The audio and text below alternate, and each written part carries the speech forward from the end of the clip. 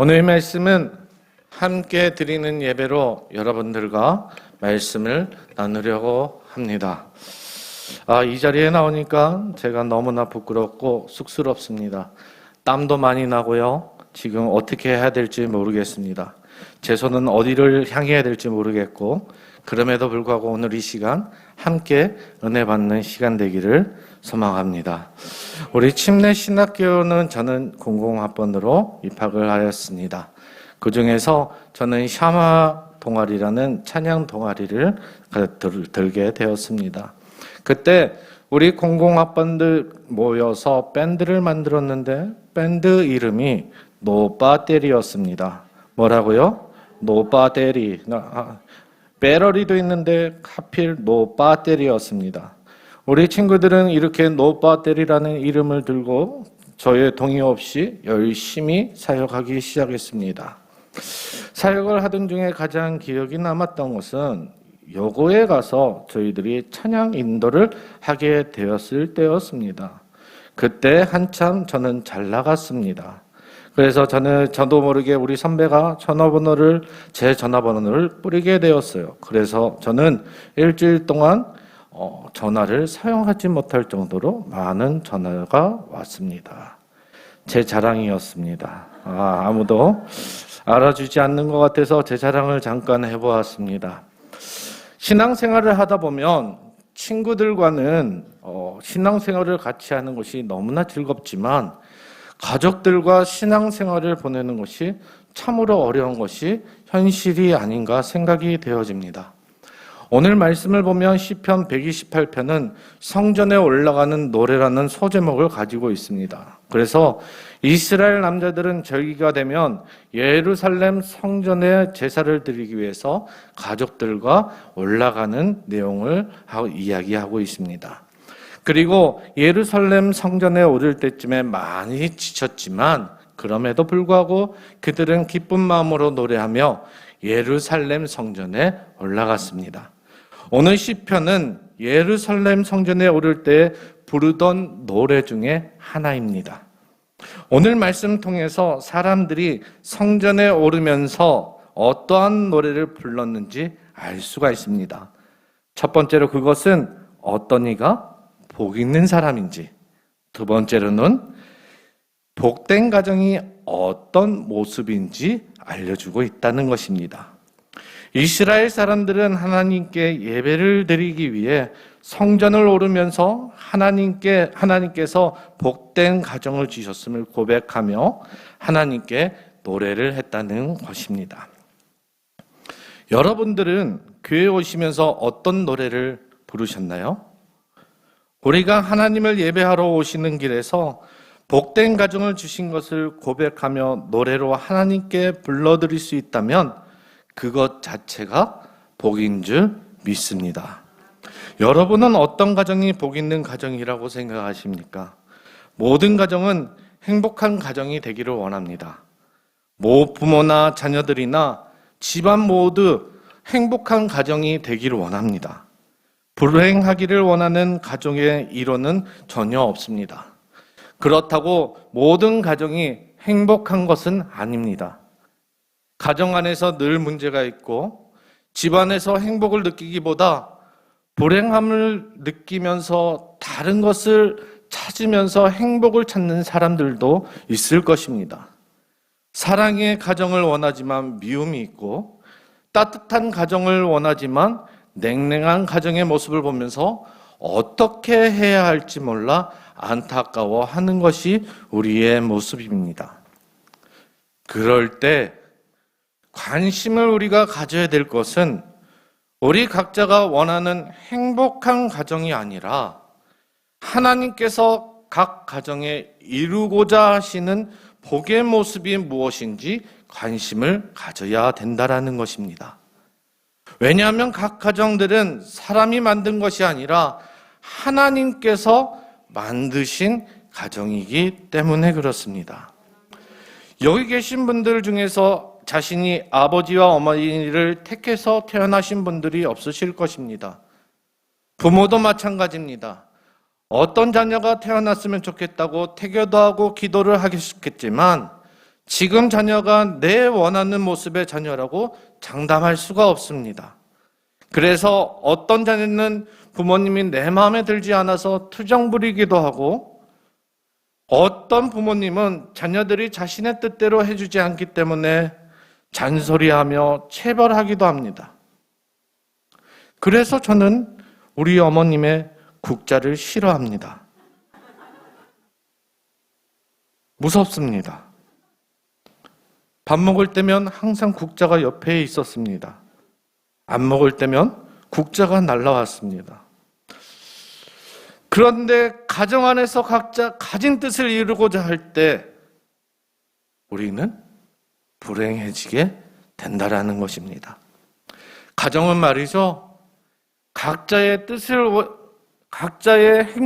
이루는 것이 아니라 가정을 만드신 하나님의 뜻이 이루어지는 것이 진정 하나님의 복인 줄 믿습니다. 그래서 오늘 말씀을 통해서 우리의 가정이 하나님의 복을 받는 가정의 모습인지, 그리고 복을 받기에 합당한 삶을 살아가고 있는지 함께 나누어 보려고 합니다. 첫 번째입니다. 첫 번째는 하나님의 복을 받는 가정은 하나님을 경외하고 하나님의 길을 걷는 가정입니다. 경외하고 걷는 가정입니다. 하나님의 복은 하나님의 길을 걷는 사람과 가정에게 있습니다. 이것은 세상에 말하는 복과는 큰 차이가 있습니다. 세상에서 말하는 복은 주로 다른 사람들과 더 많은 강한 것, 더 많은 것을 소유하는 것을 근거로 듭니다. 다른 사람들보다 물질이 많고, 다른 사람보다 명예가 좋고, 인기가 많고, 돈 잘 버는 직장을 얻을 때 복에 잣대려 들고 우리는 그것을 바라보게 됩니다. 그런데 다른 사람들이 가지지 못한 세상의 것을 많이 가졌다고 하더라도 그것이 가정의 행복을 보장해 주는 것은 절대 아닙니다. 왜냐하면 진정한 행복은 세상에서부터 들어오는 것이 아니라 하나님께로부터 시작되기 때문에 그렇습니다. 가족의 행복은 가정을 지으신 하나님께로부터 복을 받을 때 경험되어지는 것입니다. 그러기 때문에 가정 안에 있는 가정 구성원들의 관계도 중요하지만 무엇보다 하나님과의 관계가 더 중요하다라는 것입니다. 그렇다고 가족의 관계가 덜 중요하다라는 것이 아닙니다. 가족의 관계 위에 하나님의 관계가 있어야 된다라는 것입니다. 하나님께서 주시는 복을 받을 만한 관계 속에서 가족의 행복도 있다라는 것입니다. 복된 사람, 복된 가정이 되기 위해서는 시편 기자는 이렇게 얘기를 하죠. 하나님을 경외하고 또한 하나님의 길을 걸어야 한다. 복을 받는 가정은 무엇보다 하나님을 경외합니다. 하나님을 경외한다라는 것은 하나님을 두려워하는 것입니다. 복 있는 가정은 무엇보다 하나님을 두려워하는 가정이 되어야 합니다. 부모님들은 자녀들에게 부모님들을 두려워하도록 가르치지 말고 하나님을 두려워하도록 가르쳐야 합니다. 그러기 위해서는 부모님들이 먼저 하나님을 두려워하는 삶을 살아야 하는 줄 믿습니다. 하나님에 대한 두려움을 상실하게 되면 우리는 오만방자하게 살아가게 됩니다. 그런 삶은 하나님께서 복을 주시는 그런 삶이 아니요, 하나님을 경외하는 삶으로서 복을 받을 수 없습니다. 그리고 내가 하나님을 경외 살아가는지 알기 위해서는 내가 하나님의 길을 걷고 있는지 그것을 보면 알게 됩니다. 하나님의 말씀을 경외하는 것은 말로만 이어지는 것이 아니라 하나님께서 지시하시는 길을 걸을 때 이루어지시는 것입니다. 오늘날 사람들이 길을 찾을 때 누구의 말을 책으로 잘 듣죠? 내비게이션이죠. 내비게이션에 나오는 여자분의 말씀은 남자나 여자나 나이가 많든 적든 간에 가장 잘 듣는 것이 내비게이션의 말입니다. 저희 집사람이 그래서 질투를 합니다. 자기 말은 들어주지 않는데 이 여자의 말은 들어주니 짜증을 냅니다. 별로 감흥이 없네요. 네. 목적지에 도착하면 우리는 그 감사함과 기쁨이 있습니다. 그런데 하나님께서 복 주시는 사람은 하나님께서 제시하는 그분의 길을 따라 걷는 사람이 복 있는 사람입니다. 사람들마다 인생의 길을 걷고 있습니다. 하지만 그가 가는 길이 각자 다릅니다. 어떤 사람은 세상에 많은 사람들이 걸어가니까 자신도 그 길을 따라 걸어갑니다. 그리고 어떤 사람은 자신이 옳다고 여기는 길을 따라가며 걸어갑니다. 그런데 하나님의 복은 다른 사람들의 제시하는 길이 아닌 하나님께서 알려주신 그 길을 걸어가는 사람이라는 것입니다. 그래서 시편 119편, 105편엔 이렇게 나와 있습니다. 우리 함께 봉독해 보도록 하겠습니다. 시작. 주의 말씀은 내 발의 등이요 내 길의 빛이니이다. 맞습니다. 내가 어둡고 컴컴한 이 길을 걸어가는 이 세상 속에서 우리가 걸어갈 수 있는 것은 하나님의 말씀이 나의 발의 등, 다시 말하면 내가 걷는 순간 내 발의 등이 있기 때문에 내가 그 길이 보인다라는 것입니다. 하나님의 말씀에 순종하는 사람에게는 우리 이처럼 길이 보이는 삶을 살아갈 수 있다라는 것입니다. 그러므로 하나님의 복을 받는 가정은 그 어떤 사람의 말보다 하나님의 말씀을 자신의 길로 삼고 살아가는 사람인 줄 믿습니다. 그래서 서로 하나님의 말씀에 순종해서 하나님의 길로 걸어갈 수 있도록 가르치고 격려하는 것이 복된 가정이 되는 줄 믿습니다. 그렇다면 하나님께서 주시는 복이 있는 사람의 가정은 어떠한 모습을 하고 있을까요? 두 번째는 하나님의 복을 받는 가정은 내 손이 수고한 대로 먹을 것이라고 하는 것입니다. 우리 2절과 3절을 우리 다 같이 한번 읽어보겠습니다. 시편 2절과 3절입니다. 우리 다 같이 한번 읽어보도록 하겠습니다. 시작. 내가 내 손이 수고한 대로 먹을 것이라. 내가 복되고 형통하리로다.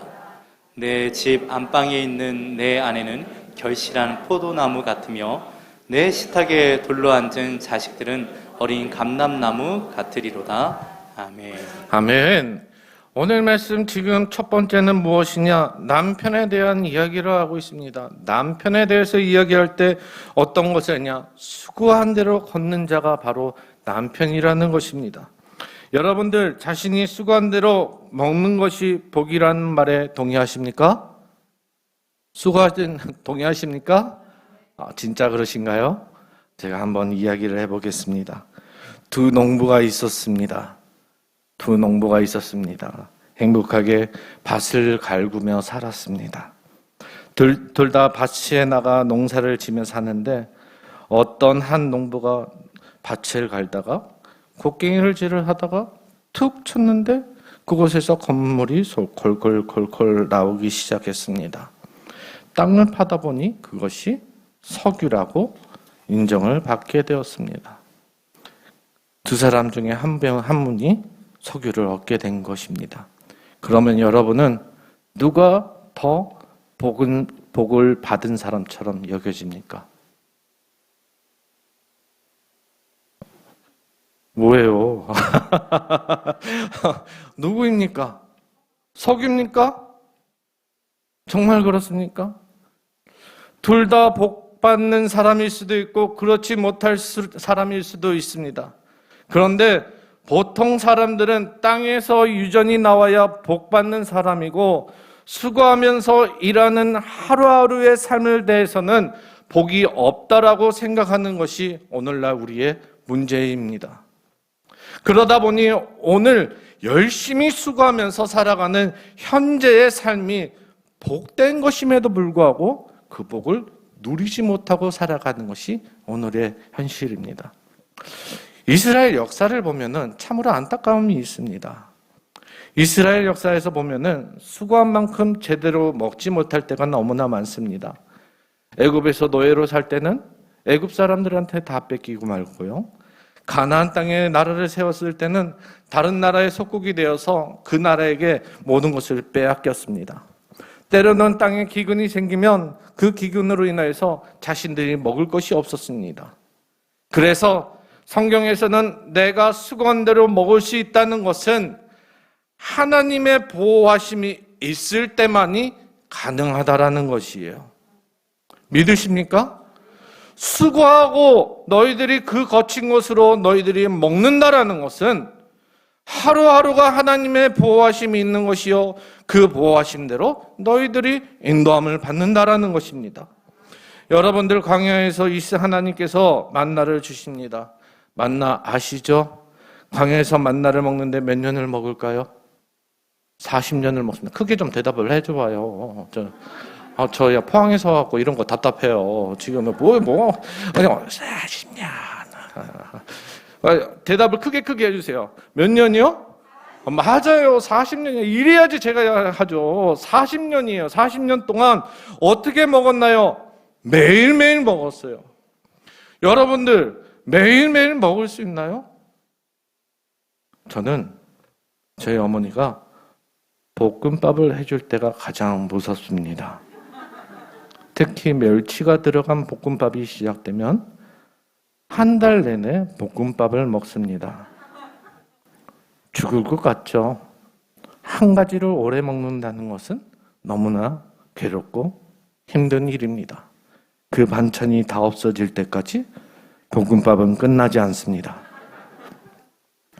그런데 생각해보면 우리에게 만나와 같이 매일매일이라는 것은 정말 문제라는 것이에요. 이런 하나님께서 우리에게 만나를 주셨지만 그 속에서 만나를 통해서 하나님을 만나지 않으면 그 만나는 의미가 없다는 거예요. 언어적 유희연대 우화 안 해주시나요? 아니 반응을 보여주셔야죠. 와 우리 목사님 와 치라 말아요. 제가 치려면 제대로 언어적이에요. 만나를 먹기 위해서 하나님 만나야 돼요. 제가 봐도 뿌듯해요.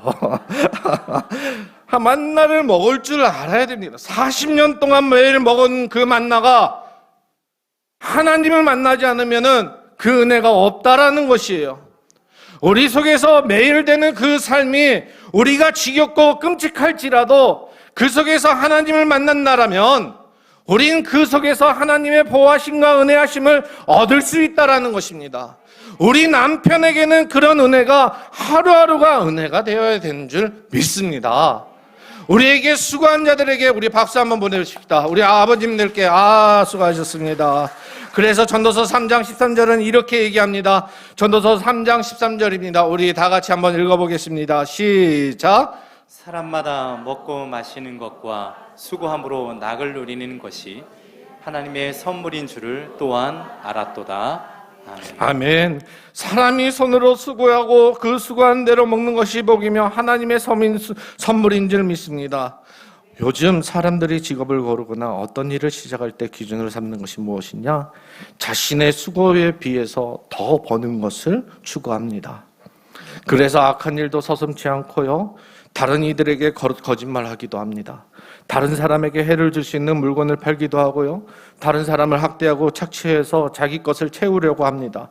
사람이 열심히 사는 것은 좋은 일입니다. 하지만 각자가 하는 일도 하나님께서 우리에게 걸어가시기를 원하시는 그 길로 걸어가야 한다라는 것입니다.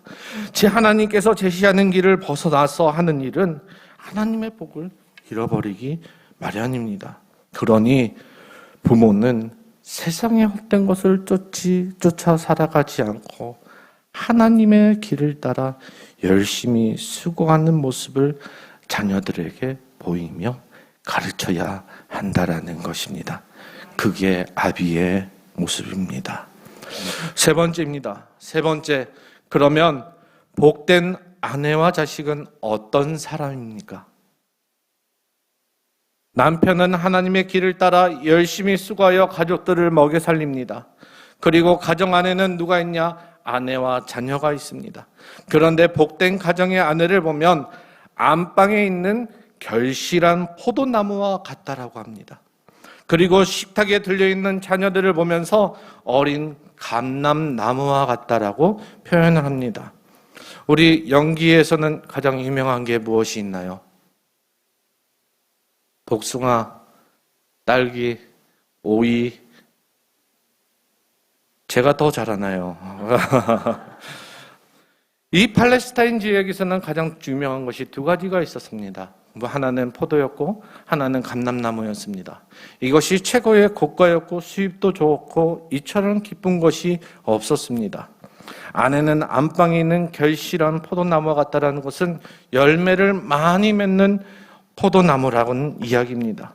그래서 우리는 아내를 볼 때마다 열매를 맺는 정말 포도나무, 그래서 하나님께서는 이스라엘을 바라보면서 포도나무에 비유를 하셨습니다. 어떨 때 비유하셨냐? 좋은 열매를 발해서 극산품의 포도를 심으셨다라고 이야기했을 때 이스라엘에 대하여 비유했습니다. 다시 얘기하면 좋은 포도나무는 하나님의 뜻대로 순종하면서 살아가는 삶이 결실한 포도나무의 삶이라는 것이에요. 가정 안에서 하나님께서 결실한 포도나무를 두시기를 원하시는 것입니다.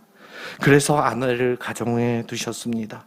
사실 남자들이 밖에서 수고하고 안에서는 결실한 포도나무와 같이 가정을 성숙한 모습으로 가꿔오는 존재가 바로 아내인 줄 믿습니다. 그래서 아내를 저는 가정의 활력소라고 이야기를 합니다. 저는 우리 집에 남자가 많습니다. 저희 아버지 계시고요, 저 있고요, 그리고 제 동생이 있습니다. 저희 어머님이 저희 할머니가 아프셔서 저희 어머님이 2박 3일 동안 처음으로 집을 떠나 나가셨습니다. 남자 셋이 있는데 집이 회색빛이었습니다. 재미도 없고요. 재밌을 것 같아요? 재미없어요. 아무런 말도 없고요. 대답도 없고요. 서로 따로따로 놉니다. 근데 저희 어머님이 돌아오시니까 어때요? 분위기가 집이 살아갑니다. 활력이 넘쳐요. 잔소리에도 활력이 넘쳐요. 그렇죠? 우리 어머님이 계시면 활력이 넘칩니다. 이런 존재가 바로 어머니의 존재입니다. 그때 자녀들이 만약에 집에 들어오면 가장 먼저 찾는 사람이 누구죠? 엄마예요. 아빠 죄송해요. 엄마를 맨 처음 찾습니다. 엄마를 찾는 이유는 엄마에게 그 활력이 있기 때문에 엄마를 찾는 것입니다. 그렇기 때문에 우리의 결실한 포도나무는 엄마가 가정 안에 있어야지 우리 자녀들에게 큰 축복이 있다라는 것입니다. 그리고 자녀들에겐 식탁에 둘러앉은 감람나무, 어린 감람나무와 같다라고 얘기합니다. 이 감람나무는 말이죠, 가구를 만들 때도 쓰고 기름을 만들 때도 쓰고 그리고 성전의 등유로도 사용되기도 합니다. 하나님께에게도 사람들에게도 유용하게 쓰이는 것이 바로 감람나무라는 것이에요. 비록 자녀들이 아직 장성하진 않았지만 앞으로 크게 자라고 열매 맺는 것을 기대하기 때문에 그것이 복되다라는 것입니다. 우리 시편 52편 8절을 한번 보겠습니다. 우리 다 같이 한번 읽어보겠습니다. 좀 우리 앞에 나와 있습니다. 시작. 그러나 나는 하나님의 집에 있는 푸른 감람나무 같으며 하나님의 인자하심을 영원히 의지하리로다. 아멘. 여기 동그라미 쳐야 될 게 무엇이냐? 푸른 감람나무 같은 이런 것은 어린 감람나무입니다. 근데 이 감람나무가 어디에 있느냐? 하나님의 인자하심을 영원히 의지한다라는 거예요. 하나님의 집에 뿌리를 내린다라는 것이에요. 감람나무가 하나님의 집에 심겨질 때 복이 있다라는 것이에요. 자녀들이 하나님 말씀에 뿌리가 내려서 박혀서 자랄 때 하나님과 사람들에게 유익이 된다라는 것입니다. 이러한 자녀들을 보고 있노라면 그것이 복으로 여겨질 줄 믿습니다. 우리 가족들에게 가장 방해되는 것이 무엇일까요? 저는 스마트폰이라고 생각이 되어집니다. 저도 그렇고 자녀들에게도 그렇습니다. 식사할 때면은 스마트폰이면은 내가 심심하지 않고 내가 어떠한 것을 관계 맺지 않더라도 그걸로 충분하기 때문에 그렇습니다. 우리를 단절하는 것이 바로 스마트폰입니다. 하나님과 단절시키고 사랑과 단절시키는 것이 바로 스마트폰입니다. 저희가 밥상머리 위드 잠언을 준비했습니다. 한 달간 31일간 잠언 31장을 함께 나누면서 말씀을 보는 시간인데요. 제가 자녀들과 밥 먹는 시간이 한 달에 꼬박해야 며칠 되지 않습니다. 여러분들 어떠신가요? 자녀들과 밥 먹는 시간들이 있으신가요? 정말 약속하지 않고서는 자녀들과 부모님이 식사하는 시간이 참으로 어렵다라는 것입니다. 우리가 가정의 구성원들이 하나님께 복된 가정으로서 이루기 위해서는 가장 먼저 하나님께서 주신 말씀을 가지고 부모님이 자녀에게 가져준 하나님의 말씀을 전해줄 줄 알아야 됩니다. 그리고 자녀들은 하나님의 말씀을 받아들이면서 성장할 수 있도록 그 말씀을 받아들여야 합니다. 근데 그 시간이 유일한 시간이 밥상이라는 것이에요. 그 밥상이 없다라면 우리 아이들과 우리의 부모들은 더 이상 하나님의 것들을 보여줄 수 없으며 하나님의 지식들을 알려줄 수 없다라는 것입니다. 밥상머리 기대되시나요? 좀 반응 좀 보여주세요. 밥상머리 기대되시나요? 밥상머리 기대되시나요? 네, 맞아요. 밥상머리 다 하실 거죠? 이게 뭐예요? 아멘. 하실 거죠? 아멘. 제 얼굴 다 봤습니다. 제가 성격이 좀 질척거려요. 질척거립니다. 저희 집 사람도 약간 질려요. 우리 교사들도 약간 질립니다. 왜 질척거리냐? 끝까지 붙들어요. 그래서 약간 질려요. 여러분들 할 때까지 제가 질척거리도 있습니다. 지금 여기 다 보이고 있습니다. 질척거리도 있습니다. 왜 목사로서 이것을 강조하고 이것을 대해서 이야기를 하느냐? 여러분들도 하나님과 함께 동행함으로, 하나님과 건강함으로, 하나님의 축복함으로, 하나님과 동행하는 삶으로서 하나님의 사랑받는 존재로서 이곳에서 주님의 축복을 받는 가정 되기를 소망하기 때문에 그렇습니다. 제가 여기 와서 사기치겠습니까?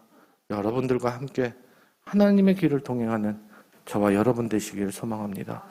우리가 이 길을 걸을 때 우리 교회가 그리고 우리의 가정이 우리의 개인이 하나님께 온전히 예배드리고 하나님께 축복받는 저와 여러분 되시기를 소망합니다.